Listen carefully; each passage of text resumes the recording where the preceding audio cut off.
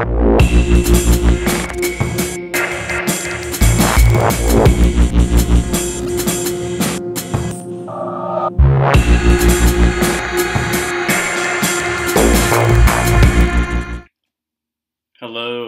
Gearaholics out there. It's me, Gearaholic, and I'm coming to you guys with an update. An update on the Mora Bushcraft. This is my Mora Bushcraft. I think I already did another video on it that I've already published, and it's just the Mora Bushcraft knife, obviously, or blade. Obviously, it's for bushcraft or bushcraft use or using in wilderness survival. I would say this is a really great survival knife, and obviously a bushcrafting knife. It's really been designed quite well. I think when I did the first review, I said that I truly did enjoy the quality and control that Mora has put on all of their knives, and I still stand by that saying. I think that the company out there really does put a nice priority on making sure their products work, are functional, and simple. And this knife is just absolutely incredible. So I did a review already on the entire knife. I will kind of give a general basic breakdown of the entire knife. The knife itself is exactly 9.25 inches. The blade length is 4.2 inches. And the blade is actually 0.1 inches thick. So it's actually a really thick blade. I have used the knife since I did the last review, and I also did a modification, a very simple one.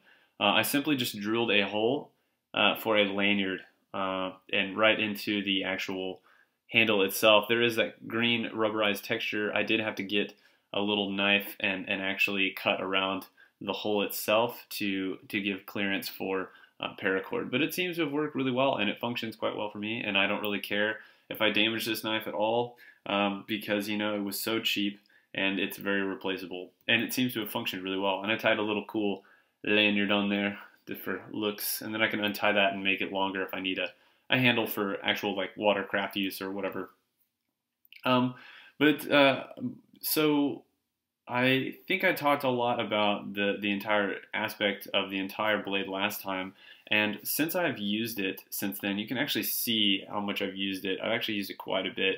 There's a lot of dirt and debris on this side, and then on the following side, there's a lot of wood still left, like actually on the blade itself, and I've used this knife quite a lot, actually to the point where it's actually now dull, and hopefully I can show you guys that edge. It's just mangled. I just tore that edge up. You can kind of see it.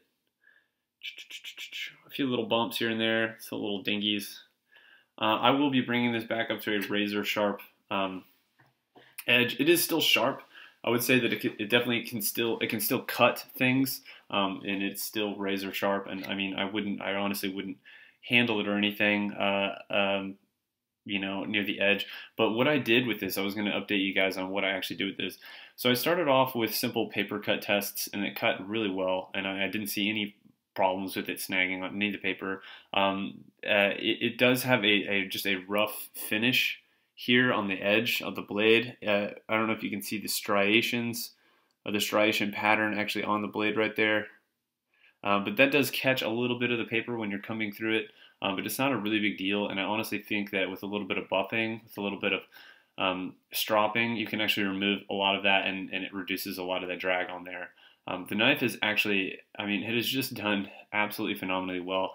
I actually took it and I made some feather sticks with it, and it did relatively well with feather sticks. I didn't really have the right kind of wood to do them, so the feather sticks were okay at best, but they weren't my best feather sticks that I've ever made. But this did really well, even though the wood wasn't of quality or anything, and just really felt really good, because especially when I choked up on it and I dug into it really well, I mean, that wood just flew off that knife. I did a lot of power cuts this weekend with this actual blade, and you can see that, like, the power cuts, I mean, they're really digging into the actual blade itself, and I mean, that blade did really, really, really well. And I actually, to test it out, I actually left it out. It rained this past weekend, and I left it out in the rain. I went ahead and I stuck it in a log, and I just set it out in the rain all night long, and then all the next day, and then I came back and I checked it the following evening, and it handled it fine. And it was in the rain, and then it was in light sprinkling, and then it was fine. So I know the fact that the knife works really well, and it was also in the sun for quite a long time, and it didn't lose any of its coloration. And in all honesty, I felt like the orange fluorescent color of it has actually gone down since I actually had it. It's actually not as orange as it once was, not from the sun, but just from using it and getting it full of debris and everything. The actual blade itself still stays in the sheath.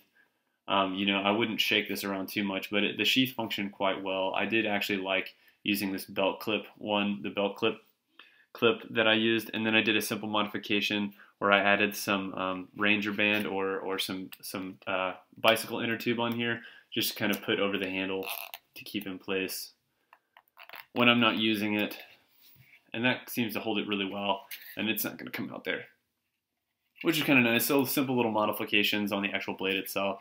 It does hinder kind of the swinging capabilities of the actual back strap, but it's not a big deal because, I mean, this thing it's not going to go anywhere, which is nice. I really like it. I'm fully impressed with my purchase. I really honestly feel like this is a really great knife. And, in all honesty, I just don't think that you can find a better product out there for the same price that you are going to find for the Bushcraft.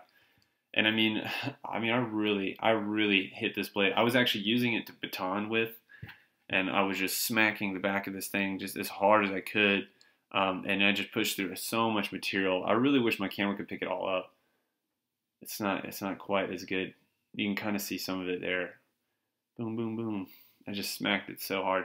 And then I actually made a figure four trap with it, and I carved the whole thing out and tested it out, and it worked really well. And I mean, this thing carved really well. It was really easy to control when you're doing like cuts and things, getting in there real deep. Actually, at one point I turned the blade around, and I started coming back on the actual wood itself just to see how much control I could have, and it didn't feel like it was going to give or break at all. I even did a knee power cut where you get your knee up and you place the blade in your knee, and then you drag the material across the back end of the blade for serious cuts, and this handled really well. I was thoroughly impressed with just how much I could beat up on this thing. So what do I have to say? I highly recommend it for everybody. I think that everybody should get one, and I really don't think that there should be any questions about it, that this is a reliable knife that you can use for pretty much any kind of situation.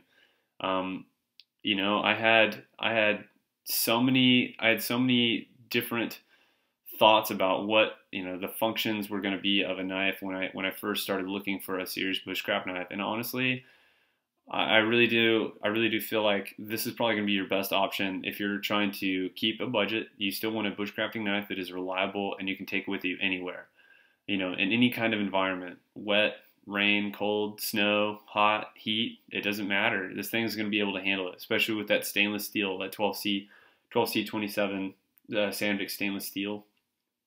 And the 3.8 ounces, I carried around all weekend, and I really honestly did not mind that 3.8 ounces that we talked about in the last video. So I have to say this is a great knife, and this is kind of like my little update review of it, and hopefully maybe there'll be more. I loved batoning with this thing. It was absolutely so much fun, and it took out little pieces like no problem. I mean, fine batoning, getting down to those real thin half-inch pieces of wood. I mean, it just blows through them like it's not even anything. There's nothing there. No effort. I was using the back of my hand. I literally, I didn't have a baton, and I had it on the piece of wood, I had it on the piece of wood, and I was using the back of my hand to just crack, and it worked really well. Just kind of pushed it in, and I mean, that was amazing. So I have to say, this is absolutely one of my favorite knives now, and I think I'm going to be using it quite a bit, and it's just a serious heavy-duty knife. Seriously heavy-duty knife.